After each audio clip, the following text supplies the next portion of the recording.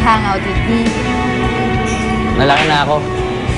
Hindi ko pwede pagbuwalan ng ate ko anong gusto kong gawin. Wow! Tough guy!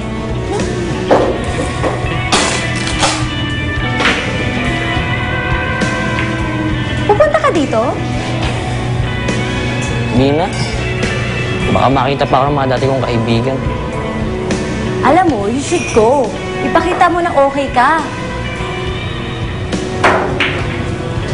Pero may point ka doon.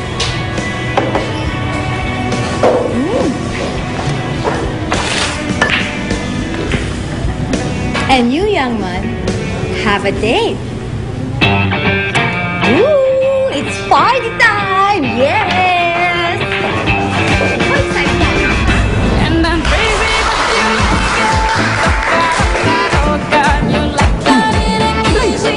Kasi sa'yo ng party, parang binis natin yung mukha mo. Ano problema mo? Wala. Malungkot lang ako kasi wala dito si Josh. Eh, for sure naman, na-receive niya invitation, no? Palay mo, date na siya darating.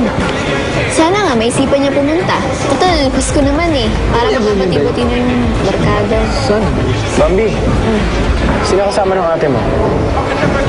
Parang pamilyar eh. Tika, hindi ba si Jacob yun?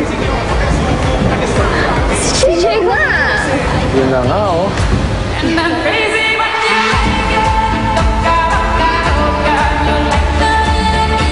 Ma'am, yung naghahanap po kay Chris. Huh? Good evening po. Nandyan po ba si Chris? Bakit mo hinahanap si Chris? May usapan po kasi kaming magkikita kami sa Christmas party.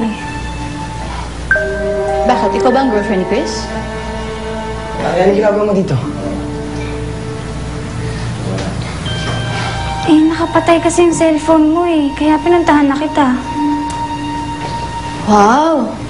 Ang sweet naman ng girlfriend mo, Chris. Kita mo, sinusundo ka pa. Ay, bukas na magpapaliwanag. Umulit ka na sa party. Hindi ka na pupunta? Ano bang nangyayari? Ikaw siguro yung dinala ni Chris sa park, no? I'm sure na-impress ka sa kanya noon.